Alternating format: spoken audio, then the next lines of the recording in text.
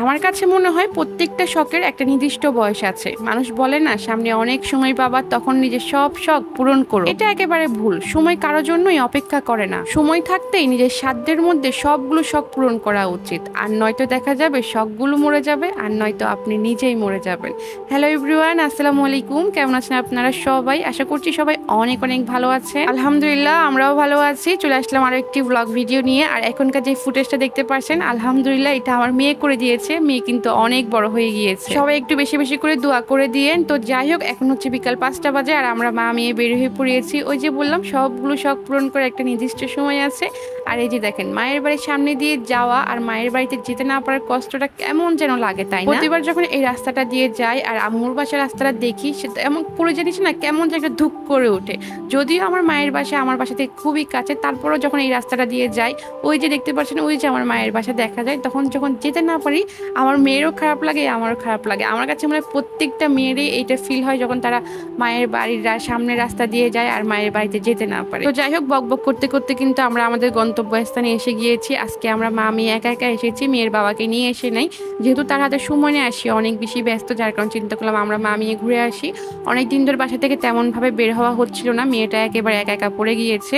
দেখা গিয়েছে আমি মাঝখানে অনেক বেশি অসুস্থ ছিলাম, তাছাড়া বাসায় মেহমান ছিল, সব কিছু মিলে এখন আর কি বাইরে বের হলাম। তো যাই হোক, এখানে হচ্ছে প্লে জোনটার পাশে একটা বড় ফুড কোর্ট আছে, একটা না কয়েকটা একসঙ্গে ফুড কোর্ট আছে। সেখান থেকে হচ্ছে দই ফুচকা অর্ডার করেছি। আর ওই যে আমার মেয়ে খেলা করছে, এইসব জায়গায় আসলে আমার মেয়ে অনেক বেশি এনজয় করে, যেহেতু এখানে অনেকগুলো বাচ্চা আছে।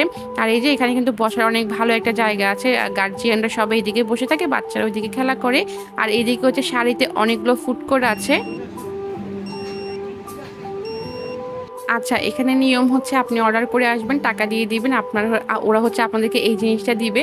যখন আপনার অর্ডারটা রেডি হয়ে যাবে, তখন এখানে হচ্ছে এরকম একটা টুন টুন টুন একটা শব্দ হবে, তখন আপনি গিয়ে হচ্ছে আপনার অর্ডারটা নিজেই নিয়ে আসতে হবে। তো আমি হচ্ছে দই ফুচকার অর্ডার করেছিলাম, যার কারণে আমার দই ফুচকাটা এসে গিয়েছে।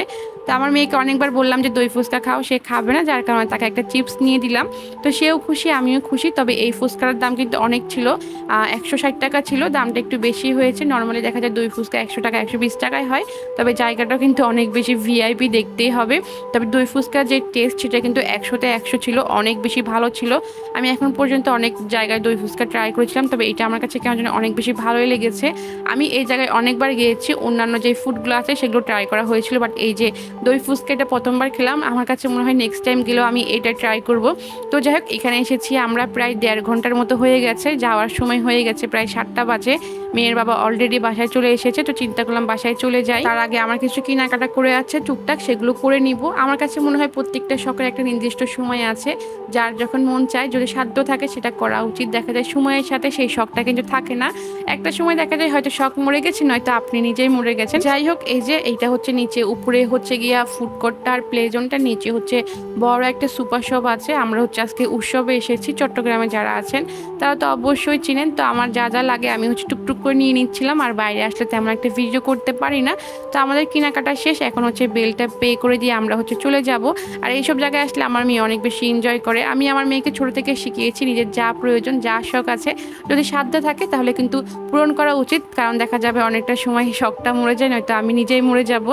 তো যাই হোক, এখানে হচ্ছে কী কী কেনাকাটা করেছি সেটা বলি। এখানে হচ্ছে ফ্রোজেন আলু পুরি আর হচ্ছে ডাল পুরি নিয়ে এসেছি। আমরা হচ্ছে ঝটপটের যে ডাল পুরি, সেটা কিন্তু অনেক বেশি খেতে পছন্দ করি, বাট আজকে ঝটপটের ডাল পুরিটা পাইনি, তবে আলু পুরিটা নিয়ে এসেছি।